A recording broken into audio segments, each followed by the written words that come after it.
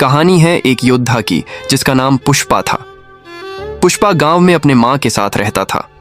वो पास के जंगल से पेड़ काट कर शहर में बेचने जाता और जो पैसा मिलता उससे अपना और अपने माँ का ख्याल रखता था।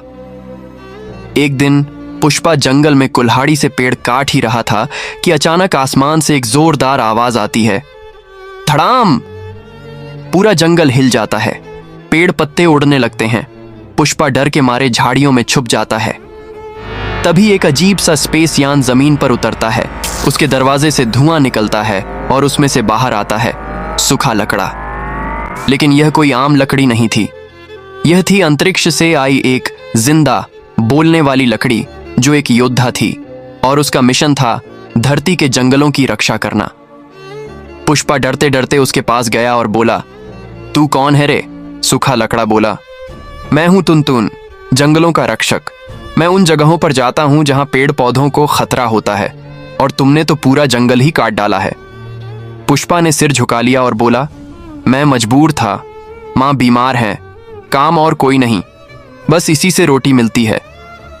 सूखा लकड़ा थोड़ी देर चुप रहा, फिर बोला, अगर तुम वादा करो कि पेड़ नहीं काटोगे तो मैं तुम्हें एक ऐसी ताकत दूंगा जिससे तुम जंगल की रक्षा भी कर सकोगे और पैसा भी कमा सकोगे।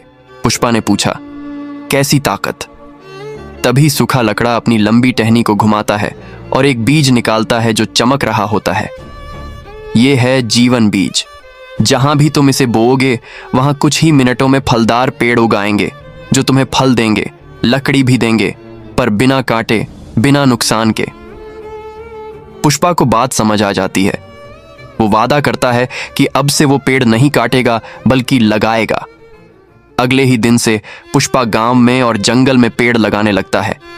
लोग पहले उसे पागल समझते हैं, लेकिन कुछ ही हफ्तों में जंगल फिर से हरा भरा हो जाता है और गांव के लोगों को फल, लकड़ी और छाया मिलने लगती है। सूखा लकड़ा मुस्कुराता है, अपना यान फिर से चालू करता है और कहता है, जंगल की रक्षा अब तेरे हाथ में है, पुष्पा योद्धा।